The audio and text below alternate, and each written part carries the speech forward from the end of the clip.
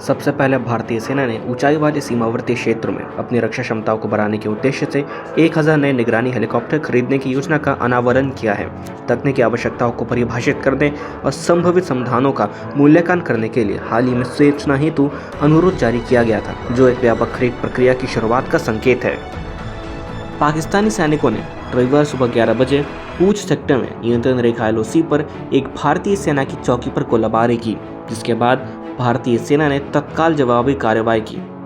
और अंत में रक्षा सचिव राजेश कुमार सिंह ने कहा है कि रक्षा बजट 6.21 ट्रिलियन रुपए से 9.5% बढ़कर 2025 से 26 में 6.81 ट्रिलियन रुपए हो जाएगा। राजेश कुमार सिंह ने कहा, चालू वर्ष का रक्षा बजट 6.21 ट्रिलियन रुपए था, जो 2025 से 26 में 9.5% बढ़कर 6.81 ट्रिलियन रुपए हो जाएगा। आधुनिकीकरण के हिस्से के रूप में हमें अगले दशक में प्रति वर्ष $30 बिलियन खर्च करने चाहिए। इस पूंजीगत व्यय बजट में 75% घरेलू स्रोतों से खरीद के लिए और 25% घरेलू निजी उद्योग के लिए निर्धारित है।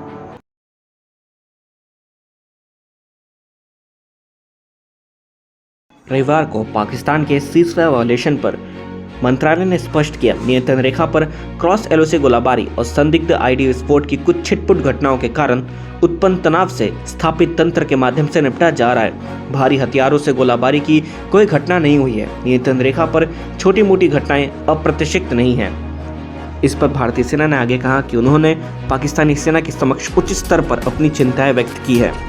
बयान में कहा गया है कि स्थिति स्थिर बनी हुई है और इस पर कड़ी नजर रखी जा रही है। भारतीय सेना उच्च स्तर की सतर्कता बनाए हुए है और नियंत्रण रेखा पर अपनी स्थिति मजबूत बनाई हुई है। इससे पहले PTI की एक रिपोर्ट में कहा गया था कि बुधवार शाम को नियंत्रण रेखा पर बिना उकसावा के गोलाबारी करने के बाद पाकिस्तानी सेना को भारी नुकसान हुआ। कृष्ण घाटी सेक्टर में पाकिस्तान द्वारा संघर्ष विराम का उल्लंघन ऐसे समय में किया गया है जब एक दिन पहले ही जम्मू जिले के अखनूर सेक्टर में नियंत्रण रेखा के निकट संदिग्ध आतंकवादियों द्वारा किए गए एक IED विस्फोट में एक कप्तान सहित 2 भारतीय सेनाकर्मी शहीद हो गए थे। भारत और पाकिस्तान द्वारा 25 फरवरी 2021 को संघर्ष विराम समझौते को नवीनीकृत करने के बाद से नियंत्रण रेखा पर संघर्ष विराम उल्लंघन बहुत दुर्लभ हो गया है।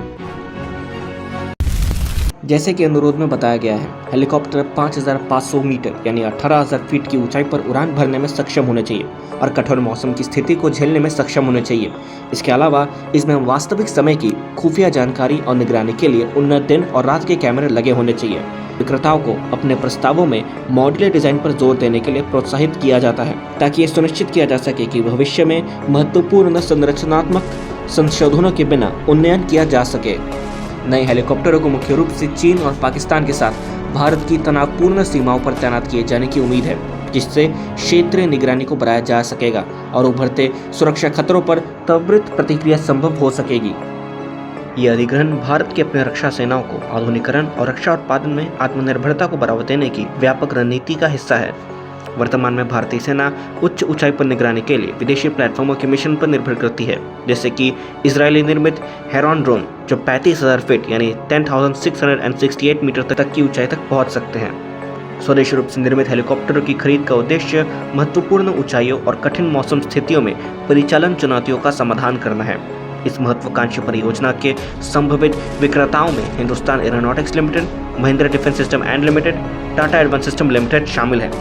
भारतीय सेना प्रमुख उपेंद्र त्रिवेदी ने इंडिया टुडे टीवी से कहा, आज के तेजी से विकसित हो रहे सुरक्षा माहौल में हमें अपनी सैन्य क्षमताओं को लगातार उन्नत करना होगा, क्योंकि हमारे विरोधी भी अपनी क्षमताओं को समान रूप से उन्नत कर रहे हैं। इसलिए हमें अपनी तकनीक और लड़ाकू क्षमताओं को बढ़ाते रहना चाहिए।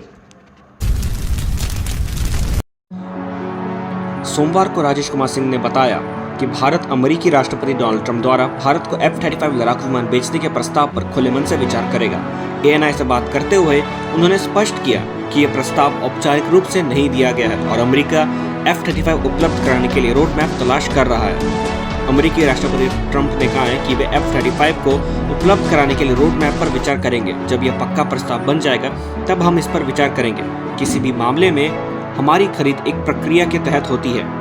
हमारे लिए विकल्प बनाना महत्वपूर्ण है और हम इस पर खुले दिमाग से विचार करेंगे। उन्होंने इस बात पर भी जोर दिया कि भारत की खरीद प्रक्रिया भविष्य के किसी भी निर्णय का मार्गदर्शन करेगी तथा उन्होंने इस बात पर भी प्रकाश डाला कि रक्षा मंत्रालय के पास खरीद योजना मौजूद है। उन्होंने बताया कि भारत के पास अगले वित्त वर्ष के लिए 1,80,000 करोड़ रुपए और और चालू वर्ष के लिए 1,60,000 करोड़ रुपए का बड़ा अधिग्रहण बजट है, जिसका उपयोग विभिन्न खरीद के लिए किया जाएगा।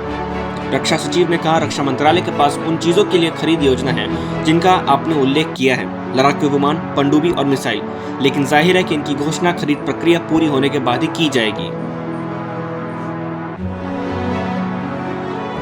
That concludes today's video informative लगी हो तो लाइक कीजिएगा, चैनल पे नहीं तो सब्सक्राइब कीजिएगा और बेल आइकन की घंटी दबाना मत भूलिएगा ताकि आप हमारे देश से जुड़े ऐसे इन्फॉर्मेटिव वीडियोस मिस ना करें। और तब तक मैं मिलूंगा आप लोगों से नेक्स्ट वीडियो में। तब तक के लिए जय हिंद, जय भारत।